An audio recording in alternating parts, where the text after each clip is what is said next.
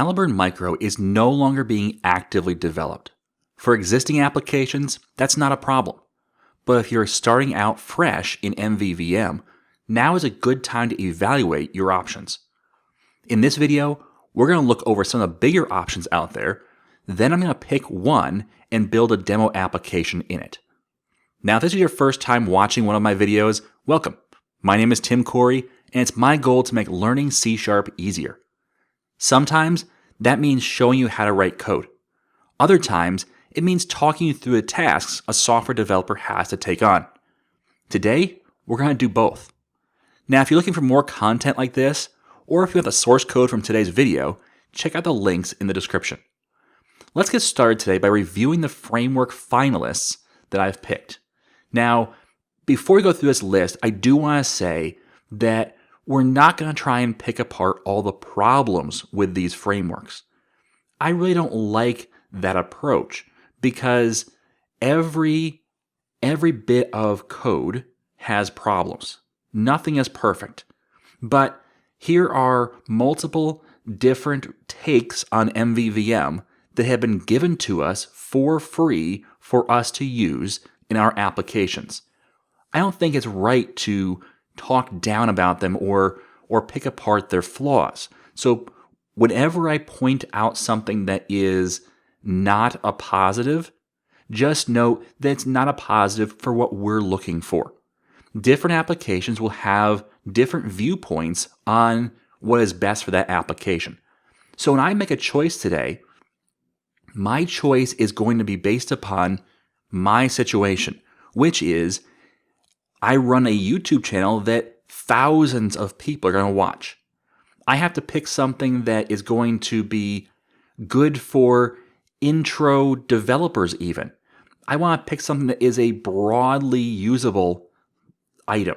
I want something that is flexible, that's currently growing, that has a good audience, that has documentation around it. I want to pick something that we can use as a community and grow with. There's a lot of good options out there like that. Some just have different options. So let's go through this list. First up is an interesting option called ReactiveUI. And what this is an MVVM framework that really, let's scroll down here to an example that is a little bit easier to kind of read through based upon how it's written out. And so they use a lot of methods like this where you chain them together and can see, okay, dispose with cleanup, bind this and then dispose with cleanup and so on. Forgetting I notify a property change. That's a really nice thing. Not having that boilerplate code, but instead we just say, hey, it's a reactive property, meaning that when the value changes, make sure you announce that to the rest of the application. That's kind of cool. And then you can also still do the raise and set if changed method for things that might trigger something else. So there's some really cool stuff like that, some validation on the fly, and there's some neat stuff in this package. So really cool stuff, really good team that's working on it, lots of work going on. Notice there's a lot of different things it covers. One thing that's kind of neat here is Platform Uno. That's a nice additional feature. We're going to talk about Platform Uno in the coming weeks on this platform, on my platform, as we look at different ways to work cross-platform. So that's a nice option, as well as, of course, Xamarin. Windows Forms, that's kind of interesting, as well as WPF, UWP, and so on. So there's some nice stuff out there, nice support out there. The really nice thing is, look at releases. It says that the latest release was released 2 days ago. So that's really nice to see that it's being actively modified. The previous release was 15 days ago. Before that, 27 days ago. July 30th, July 28th, June 9th. So it's a very active project. Lots of stuff going on. Lots of work up through now. So that's another nice thing to see. If you go to issues, one of the things you can look at with any project is, I don't concentrate too much on open issues. Now, if there are 10,000 open issues and 5 closed issues, yeah, that'd be a problem. But in general, you're going to have issues with any software. So don't get freaked out when you see bug written all over this page. First of all, they may not be bugs. They may be just misinterpretations of what should happen. But what I prefer to look at is the closed section over here. And notice all the things that have been closed and how recently. So 3 days ago, 17 days ago, 28 days ago, and the ratio here. We've got a lot of open bugs, 82, but we've got 949 closed. I'm sorry, open issues, not bugs.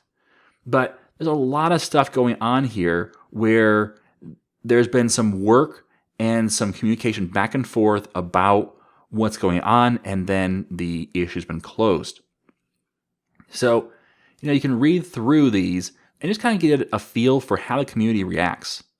So, thanks to the issue, it's probably fairly low on our priority list, and so on. And then, some back and forth here, and this has been closed. But there gets to be some communication between the team that's working on it and the person that has the issue.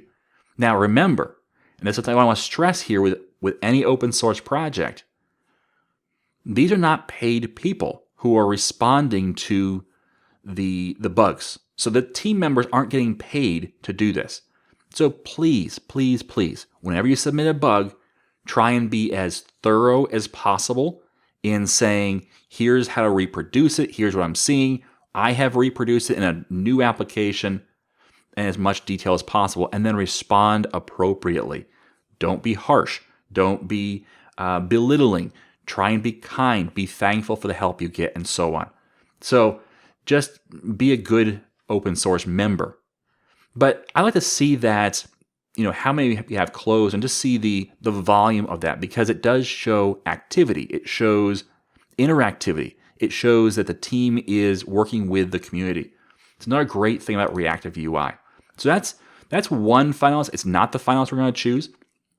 But I do want to point out here that while I have one particular package to choose that I've chosen, that doesn't mean I'm not going to come back and work with some of these other projects, because there's a lot of great projects out there, and I had to pick just one. So I'd kind of like to come back and pick a second one or a third one. And this would still be high on my list of packages to look at. Next one was up is one that was actually recommended on my YouTube channel in the comments that say, hey, check this out. And so this is Stylet, which it is a small but powerful MVVM framework for WPF, both .NET Framework and .NET Core. And one of the things is it's inspired by Caliburn Micro and shares many of its concepts, but removes most of the magic. That's great. Okay, that's the one thing that I wasn't a huge fan of with Caliburn Micro, or one of the major things, is that there's a lot of magic that goes on that makes it work. Now, we talked through what that magic was and how it worked in a lot of areas, but it was still a little magical. This removes some of that magic. So that's a really cool idea. It's also a small framework. I like that. I like the idea of a small framework that kind of gets out of the way, just does the MVVM stuff that you need, and doesn't try and throw everything in the kitchen sink at you. So, nice option here.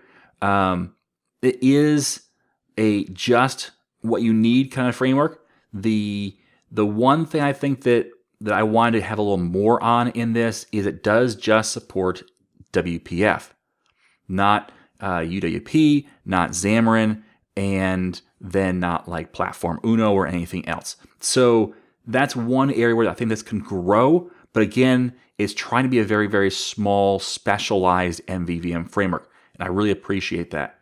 So if we look at tags here for releases, they do releases a little differently. It's by tags, it's not actually marked as a release.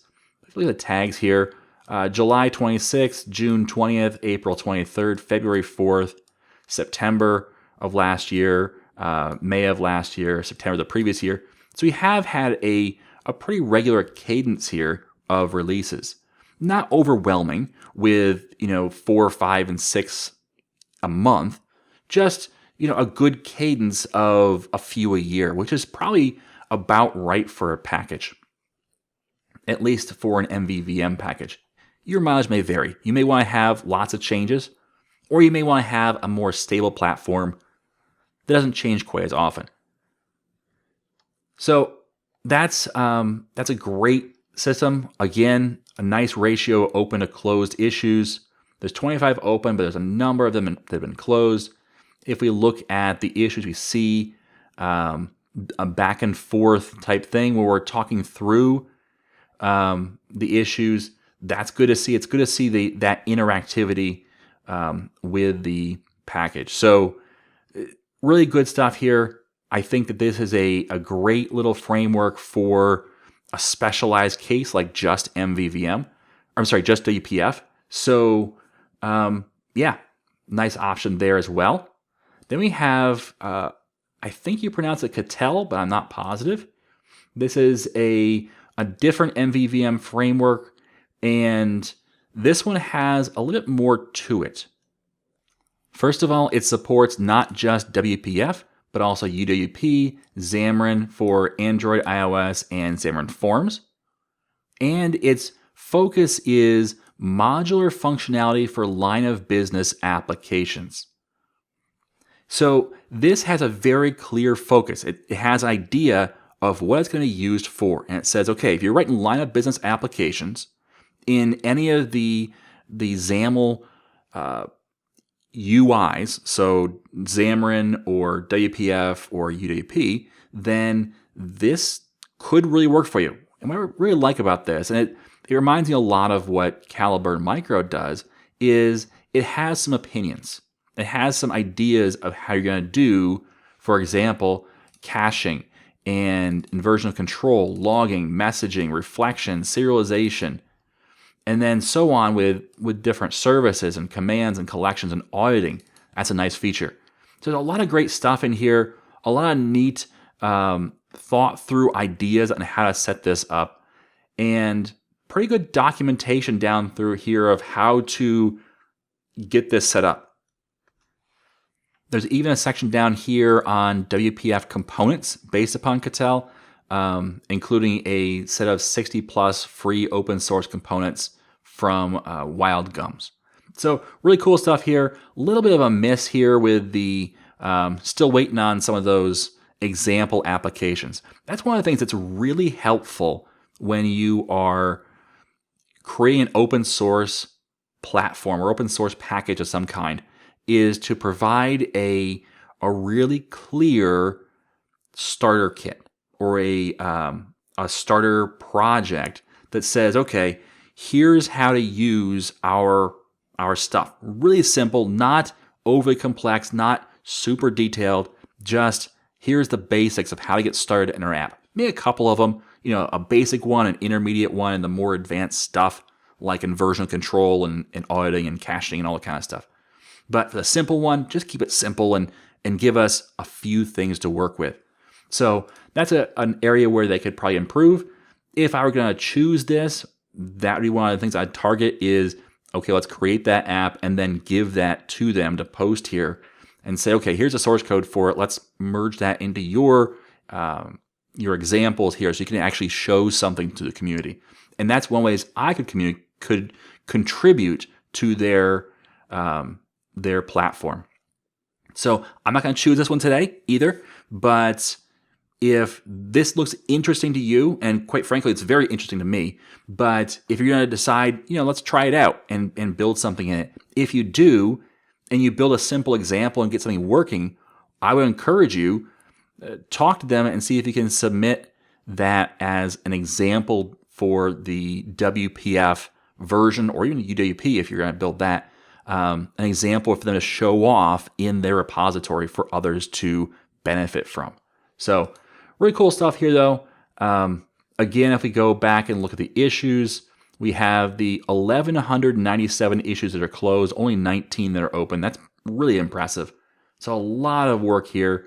Notice the assignee here, the same person, pretty much for everything. So this is one of the downsides of open source. And it's not a downside from the perspective of the consumer. It's a downside from the perspective of the owner. And that is, it's a lot of work. And it's very easy to get burned out. And so that's why I encourage you, it's not just money that open source developers need. In fact, that's usually not the number one thing they need. Usually what they need is they need more help, because they're the ones responding to all of these issues. They're the ones researching every issue. They're the ones seeing how it can be fixed. And then half the time, they're also the ones writing the fix for it.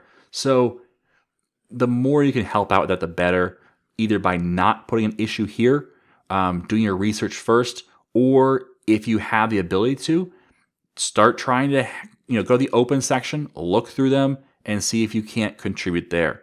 So a lot of stuff you could do to help open source that doesn't involve money. But that's Catel. And I will link all of these in the description so you can link right to or go right to them and check them out yourself. Let's move on to Prism.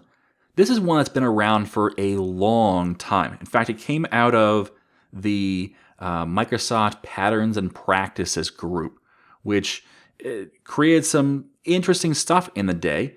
One of the downsides I saw of it way back when, and this is way back in the early days, was that it was very complex. It did a lot of powerful stuff, but it did have the downside of so many options, it was hard to get started. So this is coming out of that. This is Prism. This is many generations since the Patterns and Practices level, but it supports the APF, Xamarin Forms, Uno Platform, and WinUI. There's a lot of stuff going on here that is really great. I mean, as the different platforms it supports, the breadth of it, the amount of support there is for it, the videos and training. These videos are all Pluralsight videos. And the cool thing here is they point out by watching your course, not only do you help the project financially, but you also might learn something. It's kind of reversed. So you're actually helping the project out by watching their Pluralsight videos. Because I don't know if you know this, but Pluralsight authors get more money the more people that watch their courses. So one of the ways to help them, if you do have a Pluralsight subscription, is just watch their course, which, by the way, is going to teach you how to use their open source project. So really cool stuff here. A lot of support, Unity support, and so on. A lot of plugins as well. And there's even, if you go back up, the two main guys here, Brian and Dan, they do have Twitch streams where they do work on Prism and work with Prism on their live stream on Twitch. So that's also another way to check them out and to get involved. The one thing that was a little concerning to me about starting with them right now, and this is not an issue if you've been with them for a little bit, and it's not an issue if you're going to start in a few weeks or months. But for starting right now, if you look at releases, which very good release schedule, by the way, they're currently on a preview of version 8. They're on a release candidate, which means it's almost ready. Release candidate is really close to ready, but it's not ready for production yet. It's very, very close.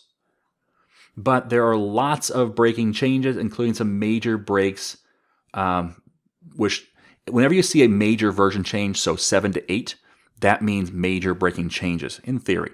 That's generally what it means. And so in this case, the Prism.logging namespace has been removed, which does break some popular libraries, including the plugins.popups. So also the legacy container for the APF has been removed. You move over to the new Bootstrapper or new Prism application. So some stuff there that is going to cause some major changes. And I really didn't want to launch on a pre-release version of a software. Now, I really want to play around with it, and I want to come back to this at some point. So we may visit this again on this channel. We may actually, create a a project or two in Prism just to check it out. So cool stuff there. Definitely want you to check this out and look it over. I would encourage you to use it. I mean, it's another great option we have here today. It's just not one we're going to use right now. So let's move on. Another popular one, very, very popular, is MVVM Light. MVVM Light is it's to accelerate MVVM applications in Xamarin, UWP, WPF, Silverlight, and Windows Phone. Now, if you've been around for a while, this is something that should probably throw up a red flag or two. And the reason why is because Silverlight has been deprecated, and I believe support for it is ended or almost ended. It's been done for years, but Microsoft is still kind of supporting it.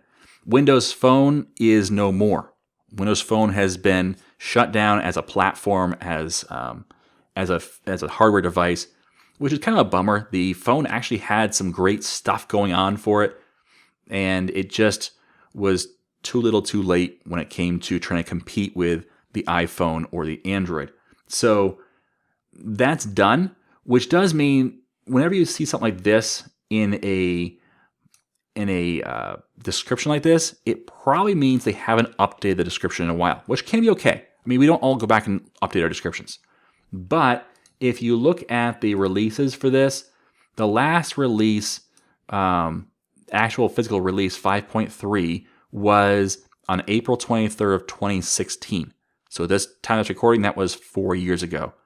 Now, since then, there's not been any more tags, but if you go back to the commits, the last commit was December 16th of 2018, which is only about 2 years, a year and a half ago. So a lot newer, but it's still not in a release, and it's still a year and a half old.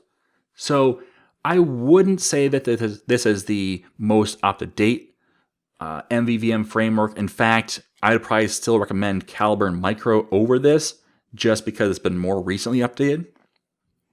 But still a great little framework for lightly handling MVVM. Again, that's their focus, is a light framework that just does what you need without going overboard in a whole bunch of extra stuff. So that brings us to the package that I chose for this project, which is MVVMCross. So MVVMCross, if you let's review first of all what it's about. Nice little logo here. I like that. It actually looks professional. It looks nice. It's a cross-platform MVVM framework for Xamarin iOS, Android, Mac, Forms, UWP, and WPF. So it covers pretty much the whole spectrum. It doesn't cover the Uno project, I don't believe, but that may be coming. I'm not sure. I haven't looked into the roadmap at all. So this is a framework that I kind of like, and for a couple reasons. First of all, it's simple to get started. I like that. Another reason I like this is because it's they do have a lot of options on what you can do, but yet at the same time, if you don't choose options, it just works out of the box. But you can override those options with your own values if you want. I like the idea of having a framework that makes choices for me, which reduces my need to make choices. And then if I decide that I want to make a choice, I can, but I'm not forced to. So that's nice. I also like the focus on writing an MVVM framework that easily works across platforms. So we'll look at that in a little bit. But one thing to note, there is ability to sponsor this, and since I'll be using it, I went ahead and sponsored it because I think that's, I would like to do something like this for frameworks when I can. Some frameworks don't need money, like I said. Some frameworks just need support in other ways. For example, Dapper doesn't really need financial backing, but I've done a lot of work to show off what Dapper can do because I think that that's one of the ways I can help out with that framework. So whatever way you could help out, definitely look to do that. So this is the framework. If we look at let's go back up and look at releases. The 7.0.0 release came out 17 days ago. So previous to that, if you notice, there's a lot of changes in there. Previous to that was January 3rd, then September 30th of 2019, September 13th. We go back and look, then it was September of 18, and then August, June of 18, and so on. So this has had some changes. It's not a super rapid changing framework though, which is in a lot of ways nice. Issues, 1,700 closed, 200 open. One of the things this shows me, yes, there's a lot of open issues, but at the same time, there's also a lot of community interest as well. And that's the other thing too, is the more interest there is in a project, the more of a snowball it kind of gets. So the more interest there is, the more it's used, the more people see the interest and use it, and just kind of builds and builds and builds. So that's kind of a nice feature, because that also brings people in. They're going to teach on it. That it brings people in who are going to show off the latest stuff. They're going to jump into the project and start fixing bugs and so on. So really cool stuff there. There are 19 pull requests open. I'm not sure if you're familiar, but a pull request is where a person says, hey, I got a fix for this. It may be a project member that does this, or it may be a person from the community who says, you know what, I could probably fix this little thing. Fix typo, my property changed. Okay, little small thing, but you know what? Those little small things add up. So there's 19 open, meaning they have to be reviewed yet, but there's 1,866 closed. A lot of work is getting done on this project. So this is the MVVMCross. It does have examples. So it has examples. There is we go under, I believe it is docs and documentation, or is it, there's a separate docs site, I forget. Let's go to the site itself. They have a website, that's nice.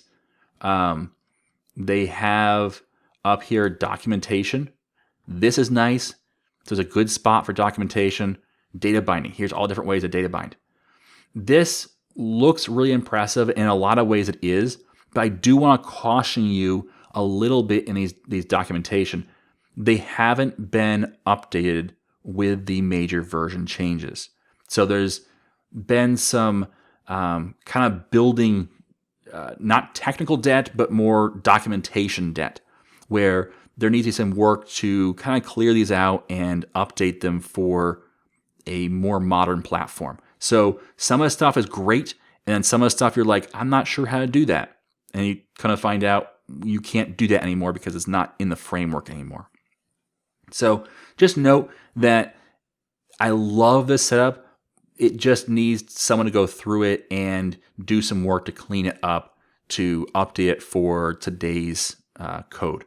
Okay, so there's a lot of great stuff there. There's also, if we get started with MVVMCross up here, there is the TipCalc tutorial, which you can find here. This is really neat, and this is up to date. So this works with 7.0, and what this does is it says, okay, we're going to create this tip calculator, and then you go next. It's going to create for you a project that will work on Xamarin, on iOS, on Android, and it will work on WPF and UWP. The same project, work on all the different platforms, and you get to see how the different pieces interact. But the really cool thing is that your view models, you're going to create once and then reuse those for all 4 different platforms. Now, before you get too excited about that, there is some caveats that I would give to that. So some people get really enthusiastic about reusing their view models with different views. So a view for UWP, a view for WPF, and a view for Xamarin on Android and iOS. That can be the case, but I have found that typically you develop an application for the platform it's on. So a mobile application and a desktop application typically don't look the same. There's differences. And they aren't always just UI layouts, which that would be fine if you're sharing a view model and the view is just a little bit different as far as the layout goes. Typically, you'll find you have more data on one page or on a, say, desktop, and you have a little bit more compact information or less information on the mobile platform. Well, that doesn't lend itself real well to sharing one view model.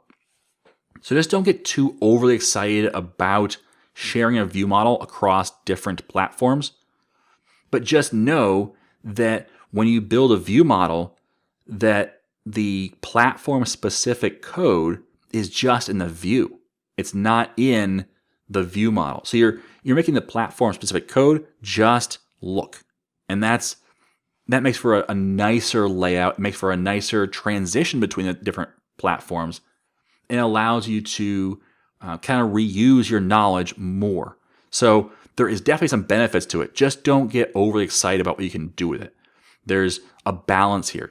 Okay, so that's just kind of my tip. Now, for this particular thing, they're going to show you the same exact UI on all the different platforms, and they're not going to make it look good, which I appreciate. They're just trying to show off how to work with some simple stuff. So if you go next through this, it's going to walk you through very clearly, and this is really helpful, walk you through how to set up the project, how to add the view model with all the code, and then it's going to say, okay, down at the bottom here, it even explains a little bit about IOC, or inversion of control. And this is our first user interface, which I believe this one is Android. And then come down here to the bottom. I don't want to bore you with this, but next is iOS, and next I believe is UWP, and then WPF. I went through this for the WPF application just to see if it would, first of all, work, and second of all, just to kind of learn it. And really helpful, because it actually did work. There wasn't weird bugs to work out with the documentation, and in the end I had an application that kind of showed off a few of the things that MVVMCross can do. So really helpful. It didn't show me everything that I would like from a beginner application, but it showed me enough. So cool stuff there. I definitely appreciate it. You might want to check that out. That's on the Getting Started with MVVMCross. If you come down here, you can see the TipCalc tutorial. There's that. You can find it here link. Click that to get started. Also note down here, there are some templates, they say, for Visual Studio for Mac and for the command line. Most of these are out of date or no longer available. So again, they're older versions, they need to be cleaned up. There is actually a place here to help out the MVVMCross team. So if you're not a super technical person, if you're a little intimidated by this massive project that can do so much, don't be intimidated. But this is a great place to get started in helping out. Either helping to clean up the documentation, start submitting pull requests. I believe this is in the repository. I'm not positive, but you can easily create some documentation and give it to the team. Also, these templates down here, there's a need for templates for MVVMCross. So go ahead and create some, and then maybe you can get your package featured on this list. So good stuff here, some good opportunity as well. I do like that. I like the idea of allowing you as part of the community to come in and help out with a project. It will not only help grow you and stretch you in your knowledge, it will also get you involved with the community, get you involved with other people who are developers. And while I don't encourage you to just do it to get something out of it, it will give you those relationships with people that can be helpful when it comes time to look for a job, or when you are looking for help on a project. People have seen your name, your face, and seen you helping out. They're more willing to help you out as well. So that's a great way to be a good citizen and also benefit from it as well. So just kind of pointing that out. Now, we've talked a lot about picking the WPF MVVM framework, and now you've chosen one. I've chosen one. Let's actually build something out of this, because that's probably why you're here. You want to see how it looks, how it works. Which, let's get started. So we're going to start off by, in Visual Studio, create a new project. We're going to start with just the class library, a .NET Standard class library. Now let's follow their naming convention, which let's call this mvxstarter.core for the project name. Not Corey, core. This is the naming convention that the MVVMCross team uses. First of all, MXV. I'm sorry, MVX, isn't it? MVX. There we go. MVX for MVVMCross. And then they use the main name, the solution name. I say .core for the class library. And this is the core library that everything will reference, whether you have a Xamarin project or a UWP project, or in our case, WPF project. But this is where the core is where the view models live, the models live, and where all of the non-platform specific code will live. This is still, just to be clear, this is still a user interface class library. And that's sometimes tough for people to kind of wrap their minds around, is the fact that MVVM, even though it's model, view, and view model, that does not represent the three different layers of a traditional three-layer application with data access, business logic, and user interface. MVVM, all three of those combine to make just the user interface layer. So when we're talking about the core library, it's still UI, but now it's not platform specific. So that's the difference here. So now we have the core library, and our solution name is MVXStarter. So that's our solution and our project. Let's get started. Once this builds, we're going to delete class 1, which if you read through the documentation on the tip calculator, they say delete class 1. I loved it. It was great. So class 1 is gone. Now we're going to right-click on dependencies and say manage NuGet packages. And in here, we're going to look for MVVMCross. And this is the latest version is 7.0.0. We're going to install that. And that's all we have to install for our class library. Now, really cool thing here as well. Let's unpin this for a minute. This readme.txt comes up. And if you notice the path in here, it's actually in the NuGet package for MVVMCross. There's a readme.txt file. This talks through your assumptions about the project. It talks through about what the core project should do. And then if you come down here, these are different project types and what you should do for those.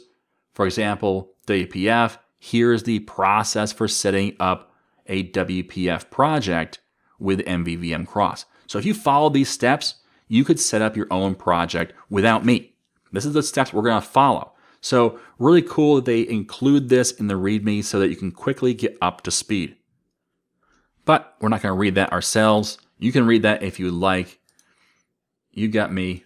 I'll walk you through it. So now that we have that done, we've added that dependency. Let's right-click and add a folder. We're actually going to add two folders. One's going to be called Models, and one's going to be called View Models. Now this is our MVM, so we don't have our V yet, our views. We have our models, we have our view models folders. So let's create our first view model. And if this is a little weird to you that you're going to create a view model without seeing your view, I understand. And you could create your view first and then create your view models, or you could do them in parallel if you want. That's another way of going about it. But we're going to create our view model, or at least the first version of it, and then we're going to create our view later. So just note that's what we're going to do. GuestBook view model. It's a class. We'll make it public. And we're going to have it inherit from MVX view model. All right, control dot to add the using statement for that. So now we have our class, and in here we're going to set up our view model. Now, I just want to say before we get too far down this road, I have had to pare this demo back because I knew it's getting a long video. I didn't want it to be massively long, but I do want to show you enough to get you started. So I did want to put as much as possible of the different things that I know you'll be using, but I had to not include everything. I really tried hard. I had to cut stuff out of my demos. I am going to cover more stuff about MVVMCross. So if something is a little confusing to you, leave it down in the comments. I'll put that on my to-do list of things to cover with MVVMCross. For example, we're not going to get into navigation today. We're not going to get into integrating logging or using the dependency injection system, which is built in. We're not going to cover that kind of stuff. So I'm trying to keep it as simple as possible to just get us going, but at the same time, give you enough that is useful so that you can build more than just a hello world demo. Okay, so that's kind of my my plug here. So before we get started in this view model, let's create a model. We're going to create a class here, and a model is just, let's call it person model. A model is just a class that holds information. Make it public. In this case, we're going to say prop and tab twice, string first name, prop tab twice, string last name. That's a very, very simple model. It just holds two pieces of information together. So first and last name, that's it. And we're creating a guest book here. So that's what we're going to do. And so we're going to create first a list of people. I'm going to say prop full. Now I'm using snippets here. So prop and prop full are snippets. If you've not used snippets before, I use them all the time. That's this little icon right here. What it allows you to do is create code that's kind of standard. So in this case, prop full creates a full property.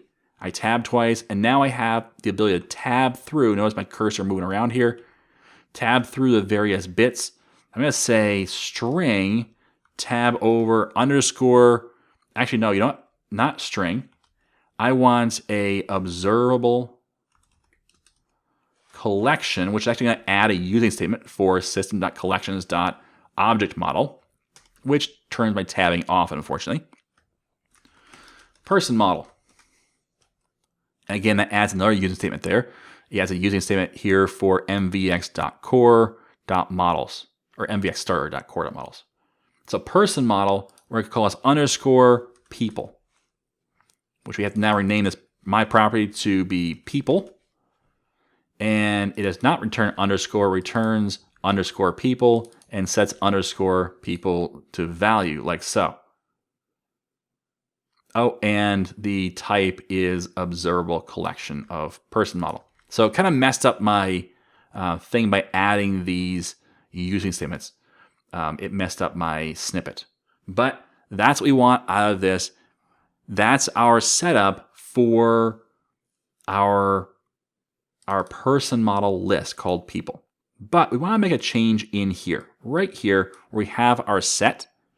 I want to say set property ref underscore people value. Now, what's this doing? Oh, semicolon. So what this is doing is when you call the set command on people, it's going to use what's called a set property. And this is a MVVMCross version of set property, which what it will do is it's going to take a reference to people and compare that against the value being passed in. If they're not the same, it's going to put value into people, and it's going to do the iNotify property changed, which means it will tell anybody that's listening, hey, people has changed. So that's what we want there. I am going to initialize this people, though, to be equal to new observable collection. Now, this in our application is not going to fire. Now, you may think, well, Tim, aren't you going to add people to a list? Yes, I am, but that doesn't fire this set because we're not, when you add a person to the people list, it's not overriding the actual value in people, it's adding to it. It's a little different. It is a little mind-bending to come across, but it's only when you do something like this that you actually trigger this set property, because you're actually overriding the entire list with a new one that you actually trigger that. However, we're an observable collection, not just a list. Observable collection will observe any changes internally when people add, and that will fire the notify a property change. So just note that's why we're using that. Okay, now let's create a few properties here. We're going to create a first name and last name. So what we're going to do is we're going to have a space to add first name and last name, and then say add, and it's going to create a new person and add to the people list.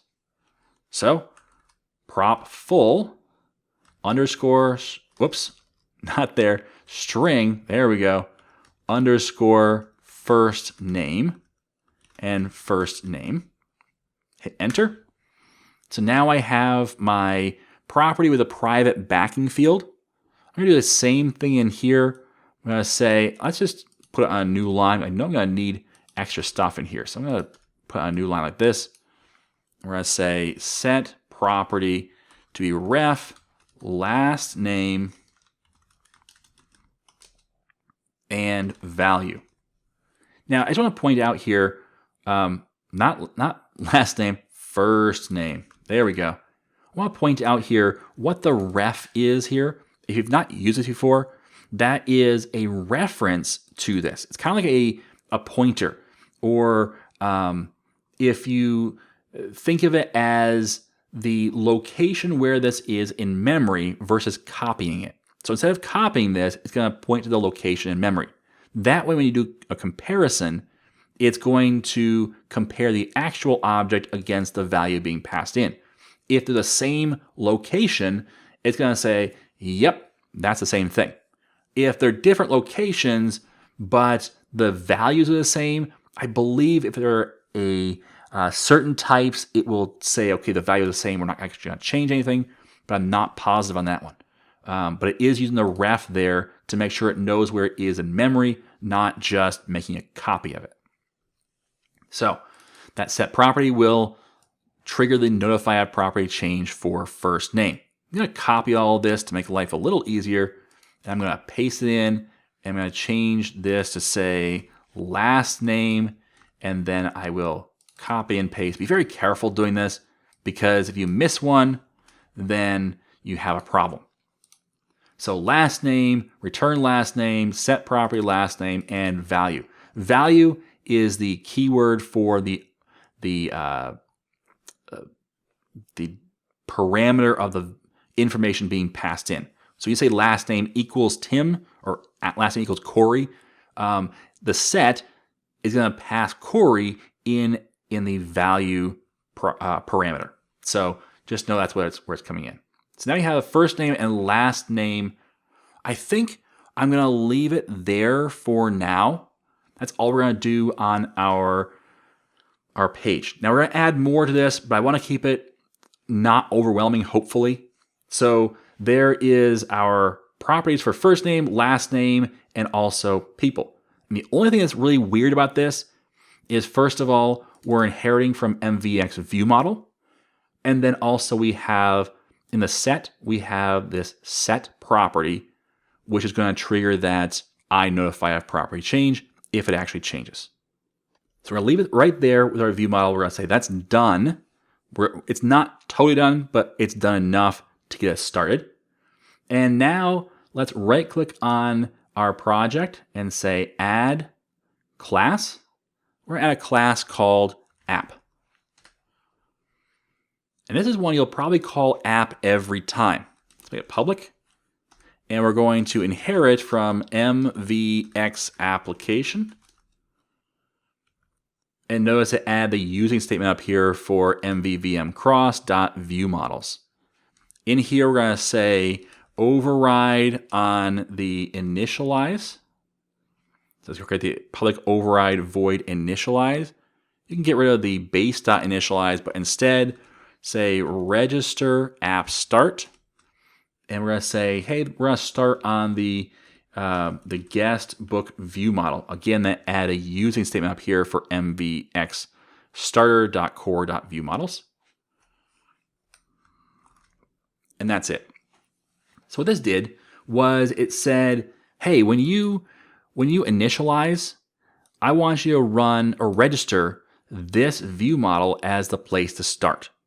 And so it's registering the GuestBook view model and saying, hey, that's my starter. So when the application launches up, that's what's going to run. Now, this is still just the core project.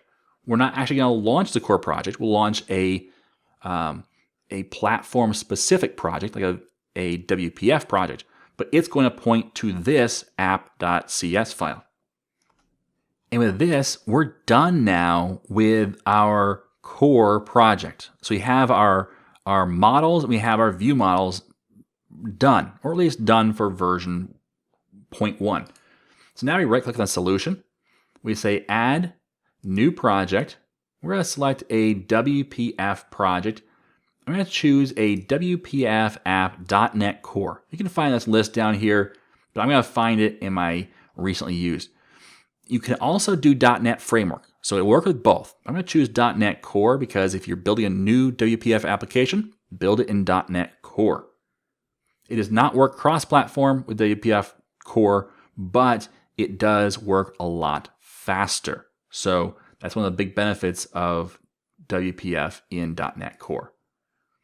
And we call the original one Core, so this one we're going to call MVX Starter.WPF, like so. Hit create. And now we have our front end. Well, let's wait for it to build. There we go.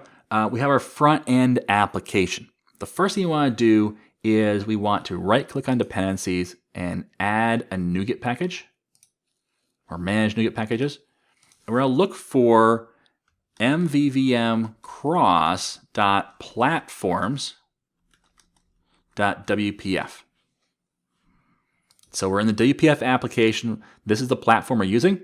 So we're going to use MVVMCross.platforms.WPF. Install. Just note, there is this forms version. That's not what we're using. We're using MVVMCross.platforms.WPF. Install. And again, it comes with a README that talks you through, it's the same README, I believe, but it talks you through the setup process. Really helpful again. Let's close all tabs here.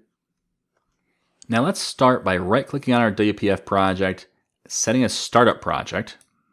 Second, we're going to right-click on it again and say Add New Folder. We're going to call this folder Views. Now again, naming convention says we're going to create a new item, which is going to be a user control. And we're going to call this GuestBook View. Because we have a GuestBook View model, we're going to match that up with GuestBook View. Now that's our user control.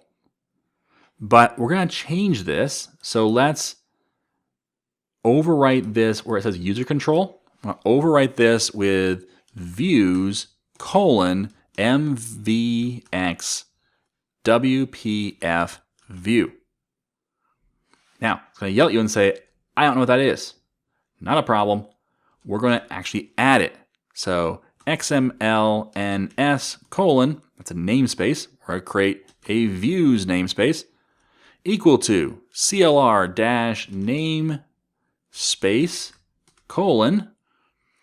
MVVMCross.platforms.wpf.views semicolon assembly equals MVVMCross.platforms.wpf.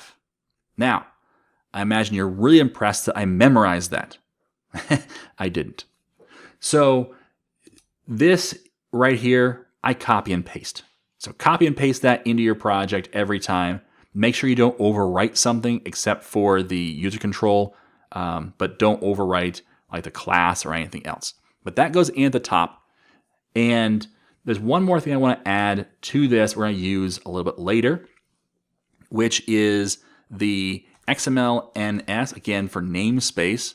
We're creating a namespace of MVX equal to CLR whoops, I had CLS up here. That'd be a problem. CLR namespace colon MVVM cross.platforms.wpf.binding, and that's also in the assembly semicolon assembly equals MVVM cross.platforms.wpf. So what we're doing here is bringing two namespaces in. This is how you bring namespaces in with WPF, if you hadn't known that, is you first of all declare a namespace, so XML-NS. So XML namespace, colon, this is a namespace we give it. This is a name you can, whatever name you want, really. But we're going to use views and MVX, the two. So views is going to reference the MVVM cross.platforms.wpf.views namespace. And then MVX is going to reference the MVVM cross.platforms.wpf.binding namespace. So we have two different namespaces you brought in here we're going to need, but that's how you bring those in. Now, we're not going to make the world's best form down here, all right? I just want to make that clear up front that I'm not trying to style this in any way. I'm just going to put stuff on the page so you can see how it works. Because again, we're almost an hour into this video. I don't want to keep you here forever doing stuff that is really less than what you need. So let's start with a stack panel. We're going to put a margin on this of 10 all around just to keep it kind of a little bit of a border around it. And we're going to start off with a text block. Text block that's going to say text equals first name. And that's it. Let's also set the font size here for the whole form to be 20. There's something bigger than the default, which I believe is 10. So a text block at the very top, if you notice, it's going to say first name up here. It'll be font size of 20. And then we're going to have a text box. And we'll say the text equals binding. And so we're going to bind to our property in our view model. The binding is going to say the first name. And then you want to say mode equals two-way. And I'm going to leave it there for now. We're going to actually add to it just a little bit. But there you go. There is our text box that's going to be for our first name. Let's actually add a margin at the bottom. So 0, 0, 0, and 15. Like so. We'll put a margin at the bottom for that. But that's going to be our first name text box. Let's copy this and paste it again, and this is going to be our last name text box. Now I'll explain what this says in just a minute. So now we have a first name text box and a last name text box. Now we're binding to the text property of the text box. We're saying binding to first name or last name. So that's going to be in the GuestBook view model. we have a first name property and a last name property. That's what we're binding against. And then we say, comma, mode equals two-way. And what that means is that anything we change on the view will be reflected back into the view model. And anything we change in the view model will be reflected back onto the view. That's the two-way binding. By default, it's one-way binding. Notice we have a few options here. So we have one way, one time, and one way to source. So the default is going to be one way, which means it's going to come from the view model and go to the view, but then it won't go the other direction too. But for a text box, we want both directions. We want it to be updated from the view model, but also to update the view model when we make changes. That's why we have two-way here. So one way of source, we would say, hey, the view model or the view is going to update the view model, but not the other way around. And then one time is we have something in the view model we want to update on the screen. We don't want to keep that connection open because there's not going to be changes to it. So therefore, we're going to do a one time and therefore save some resources. Because every time you listen to something, every time you add something to that listening pool, you're just using more and more memory. So you don't want to go crazy about this, but you want to keep a balance there of what you listen to because it's responsive and needs to be listened to, and what you just display. So in our case, we want two-way binding here. So that's our first name and our last name. And then what we'll do is we're going to let's add a button here. And in fact, no, let's skip the button for now. Let's just add nope, that's it. That's it for now. We have our first name and last name. I want to show you things in kind of an order here. So the first thing I notice is, hey, it'd be kind of nice to see that it is going to the view model and we have that information. So let's create a full name property that is just the first name and last name combined. Let's go to our view model again. And down here, we're going to create a full name property. But a full name property is just a read-only property. So I'm going to show you a little trick here. Public string full name. I didn't do a prop. I just did public string full name, then do an arrow and say $, double quotes, curly braces, first name, outside the curly braces where I say space, curly braces, last name, semicolon.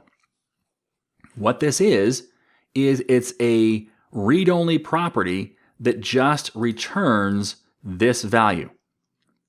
So it's first name, space, last name. That's all it is. That saves you a whole lot of typing with, creating a property with just a get and then putting this inside the return and all the rest. It's just kind of a shortcut. Now, this is a property, but we don't listen for it. Meaning, we're never going to trigger the iNotify property change for the full name because no one's telling us that things have changed. This tells you that the last name changed, but it doesn't tell you that the full name changed as well. Well, we can fix this by saying raise. We can say raise all properties changed. Don't do that because that's going to change everything. You don't want to do that. Raise property changed, open parens twice, and then say full name has changed. All right, so that's our, not equals, arrow. There we go. So that's how we say that the full name property has changed, is by saying raise property changed on this other property. We already alert on the last name because we have that set property right here. But for a different property, we can just say raise property changed. Now you want to do that in both places, both first and last name would change the full name. So let's save that. We'll come back over here and let's put in the full name. So let's do a text block here. Text block, text equals, again, binding, full name. Now I'm not going to do two-way this time. I do want to say font size equals 28. Let's make it bigger, like so. And we're going to put a margin on this, same as the others, so like so. And that just gives a little bit of a space there, and it shows at the very top what the full name is going to be. So that's our text block. Notice we're binding to the text property of the text block and also the text property of the text box. So you can do both because this binding can happen anywhere. So let's start off with just this as our view. Now we're not quite done with our view because we have to go to the code behind for the view, which normally in MVVM you don't touch the code behind. But in our case, notice it's got a red squiggly and says partial declaration of GuestBook view must not specify different base class. Notice this is partial class.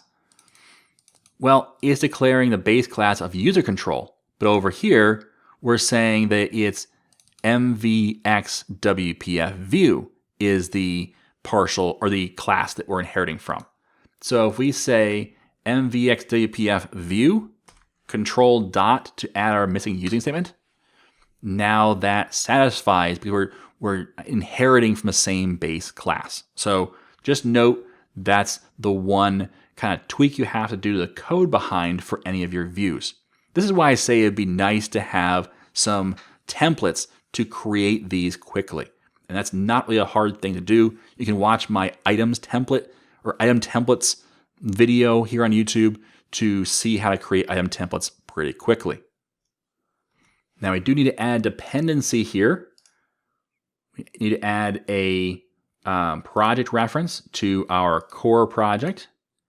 And then we need to come to our app.xaml. Before we do, I'm going to copy from views all the way to the end of this WPF line. So just this first line with our views plus our views : MVX WPF view. Let's come down to app.xaml and replace application, just application, with what we just copied. So that's all of this right here.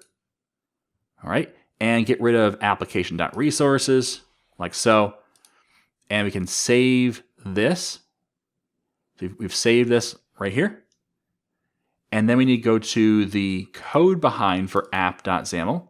Again, change this from, whoops, made a mistake here. Not WPF view, it is MVX WPF view. So this is still valid, but we want to change this to say MVX application instead. And then in the code behind, we say MVX application with a control dot and add the using for the views.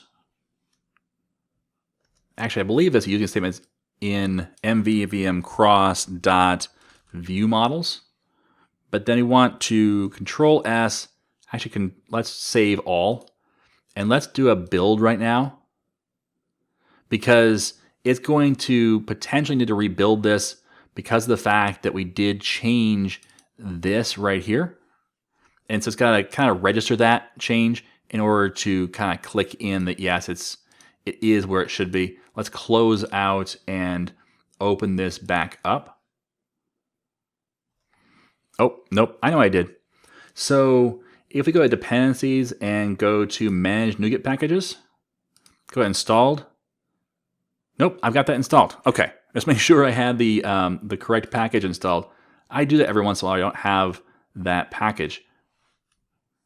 All right, so here's the issue. I looked at my reference project. I do it beforehand, and this is where I keep getting hung up on this. I'm not quite sure why, but you need these three using statements. So we're only using one right now, but we're going to use all three in a minute. So there is the MVVMCross.platform.wpf.views, which we did have if originally. But then we also want the core, and we need the MVVMCross.core. So we'll get to those in a minute, but just note that those are the three using statements you need. So it does act a little weird sometimes when it doesn't quite recognize the fact that the namespace here has changed. So just note, you might need to close it and reopen it. I have problems with it, but I also have problems with getting the right using statements in. So this is why you have these practice projects. This is why we really encourage you, create a simple practice project that doesn't do anything except show off what you're learning. Because then you can reference back to it and say, hey, this new one's not working. Why is it not working? Let's reference back to the working project that was a sample and see what the differences are. That's what I do. In fact, that's what I just did. So makes debugging a whole lot easier. All right, override. We're going to override the register setup. And in here, we can take away the base.register setup and instead say this.register setup type, register setup type. And this is the MVXWPF setup. And in here, we want to say we're going to use the MVXStarter.core. Okay, so we're referencing the class library here. .core.app. There we go. So what this does is it registers a startup and says, hey, where are we starting up? Well, we're starting up in the MVXStarter.core.app. Now I could just call it core.app. Let's take this off here because the base namespace is also MVX Starter. Just know you could call it as core.app. The MVX Starter is not necessary. What that's referencing is the core project, the class library, and the app.cs file. If I click on it, it actually goes to it. That's why I try not to do that, but you can't see my cursor real clearly. So that's what it's referencing is this right here. And this has the initialize, which says register app start, and here's the view model to start. So this is how we're going to kick this whole thing off, is with this register setup, where we register setup type of it's a WPF project, and we're going to the core, to the app.cs file to get our startup there. So that's how this whole thing will kick off, is with the app.xaml in our WPF project launching this right here, which launches this right here, which launches this right here.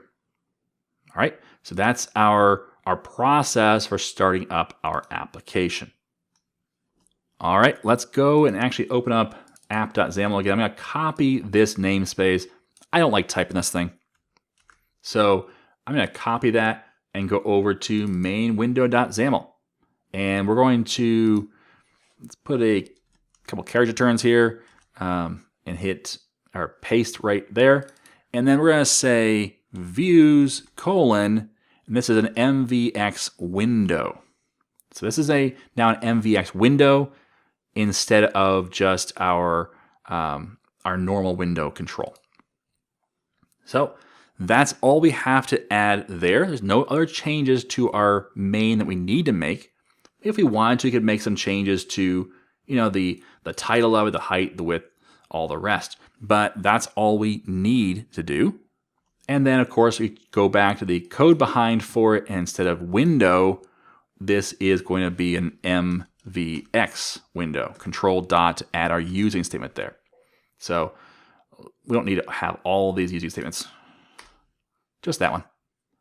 But now that references our MVX window, which then points to or is used by MVVMCross for using it as our kind of our shell, and that's going to load in our user controls into this. Let's start this up. See if it runs. Amazingly enough, it does. So this is our really basic application. Let's put our first name in here. Notice nothing has happened. We have this full name up at the top, right? I typed in Tim and nothing has happened. I tabbed the last name, now Tim's up there. I typed Corey, nothing's happened. I tab out of it, and now it says Tim Corey. So it's not really updating the way that we kind of hoped, right? Like you probably want to type and see it change. Well, that's actually a difference in how you want the binding to work. So let's close this out. Let's go close these out. and go to our GuestBook view and come down to where we have first and last name. After mode two-way, put a comma and say update source trigger. And we got a couple different things here. The one we want is property changed. So let's copy this and we're going to paste it down below. And it's going to say whenever the property changes, go ahead and trigger an update. So not just once we tab out and we're done making the change, I want you to change right away. Let's start up again and see the difference this makes. So now when I type Tim, notice it's typing out as I type. There's no delay waiting for me to tab out of this. So really cool here. You can come up here and make modifications on the fly and see them change in our full name property right away. So that's pretty cool stuff. But now let's bring in the ability to add to a list and then display that list. Now first, we're going to want a button. We're going to have a button. And in here, let's just, for now, just say add guest. We're not going to do anything else there. We're just going to say add guest, call that good. Let's add some margin to it. Let's add, again, that same margin to the bottom. But we're not going to do any binding yet. I want to talk about that before we do it. And then we're going to have our data grid. A data grid is just a grid you can put on that can display a whole bunch of properties. Let's say that the item source equals binding people. We have that people list, right? And the really cool thing is with data grids, we can say auto generate columns is true, and that will generate our columns for us. That takes care of me trying to define the columns, make them pretty, and all the rest. It just generates them based upon the properties in our object. So that'll take care of the two columns we're going to have. So now with those, let's go look at our view model. Now we already have the people observable collection. That's taken care of, but we still need to wire up that button. So let's start by, let's go very top, just so we have it all the same spot. We're going to say public void add guest. And in here we're going to say person model P equals new person model. And we'll say first name equals first name, last name equals last name. And then let's clear out the people. So first name equals string.empty, last name equals string.empty, and then people dot add p. Okay, so we are creating a new person object, person model, and we're filling it up with the values. Notice that this is the first name property of the person model, but this is the first name property of this GuestBook view model. That's what we typed on when we filled out and saw the full name. Those are the first and last name properties. Well, that's what's going into the property of this object. So their name is the same. That could be a little confusing, but just know they're two different properties. So we're creating this object. We're adding this to the people list, and we're also clearing out our properties for first and last name. So we can start over. So that's the method for adding a guest. But how do we wire that up to our button? Well, that's a two-step process.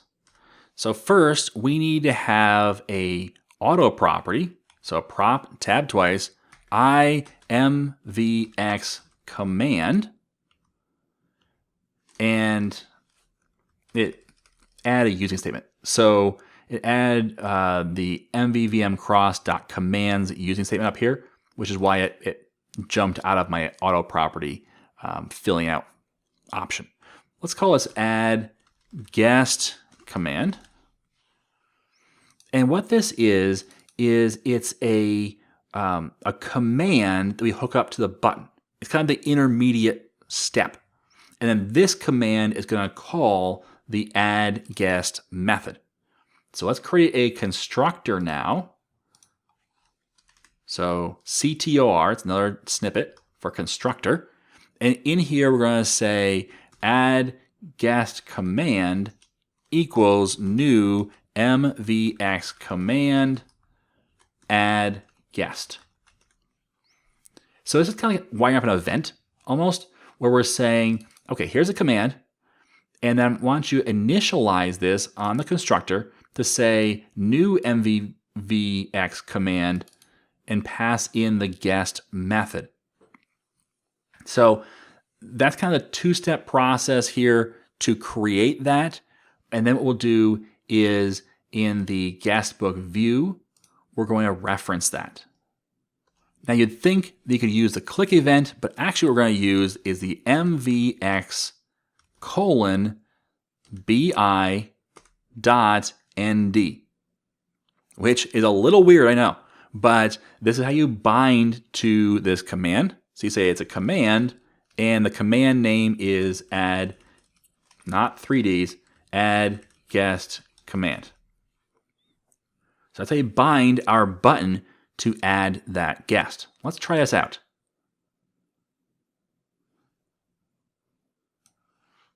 So now we have down here first and last name is nothing in this list, but let's start with Tim Corey. We're going to say add guest. We're going to click that button. And now it's add the guest to my list. Notice it showed up down here. It cleared out these fields. Sue Storm, add guest. And now we have Sue in the list as well. We can order by last name. We can order by first name. We can use all the data grid stuff. We can even edit it, which is kind of cool. So that allowed us to see how a button works, but normally what we have here is the ability to not enter blank stuff like I just did. I just add a whole bunch of blank records, and that's not cool. I don't want blank records here. I want to have actual data here. So I want to disable this until there's a first and last name filled out. So let's go back to our view model. And in here, it doesn't matter where, let's put right down here. I'm going to say public bool can add guest. And again, we're going to use this trick here where we say first name question mark dot length is greater than 0. Now question mark dot, what that does is it says, hey, if first name is null, don't go any further.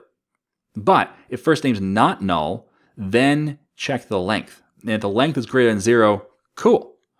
So if it's null or if the length is not greater than 0, that's going to return a false. So if the length is greater than 0 and last name question mark dot length is greater than 0. So what this will do is it's going to evaluate this to see if it's true or false. If the length is greater than 0 for first name and last name, that returns a true. Otherwise, if first name is null or last name is null or first name is empty or last name is empty, it's going to return false. Now I did this nullable as question mark here because when we first start out, if you don't do that, then what's going to happen is because we have not initialized our string to be an empty string, or I'm sorry, to be a string of no length, then it's going to say it's null. And therefore, it's going to crash the application. So this question mark makes it so you don't have to do that. You could also use a string dot is null or empty, and then say equals false and the other one, or equals false and the other one equals false. But I found this to be just a cleaner syntax. If the length is greater than 0 and the length is greater than 0. So that's the way we're going to do that. And then we can come over here to our button, and we're going to say the is enabled. Instead of true or false, we're going to do binding and say can add guest to our binding. And now when we start this, once it runs, you notice that add guest, we can't do that But first, if we say Tim and then Corey, we still can't do it. What's going on? Well, that's because this can add guest is a property. We have to tell it when it's been updated, when to refresh the look. This raise property change, let's copy it, paste it, can add guest. All right, so now if you change the first name, we can also potentially add the guest or check that, evaluate it. Let's do it again. So we're disabled, we can't add a guest. If I type in Tim, nothing has changed. If I type in Corey, just hitting C now enables us to add this guest. So I add the guest, now it's disabled again until you fill out the entire form. I could say Sue S and add that, and that works. And we could probably put more validation if we wanted to, but now we've at least seen how to do a little bit of evaluation before we enable that button. So that's all I want to do in the demo today. I mean, I really want to do more than that, but I think that's enough to get you started in MVVM Cross, to try it out, see what you think, see what you like, what you don't like. Let me know in the comments if you want me to try a different one as well, or test out one of the other options as well. But I kind of like MVVM Cross. I like how it works. I like how simple it is. I do think that we're going to have to create some item templates and maybe put those in the extensions for Visual Studio so you can get those yourself. That might be a cool project to do on this channel. And also maybe even update some of the documentation to be a little bit more clear as to what's going on and how it works with version 7. But in general, I think it's a great little MVVM framework. It doesn't get in my way a lot, and yet at the same time, it allows for some pretty cool stuff that's going on. A lot more to cover. Navigation is one, dependency injection is another, and so on down the list. So there's other stuff to look at in here, but I'd be interested in your thoughts and what you think of how it works and what you like, what you dislike, and what you want to see covered in the future. Okay? So that's it. Thanks for watching. And as always, I am Tim Corey.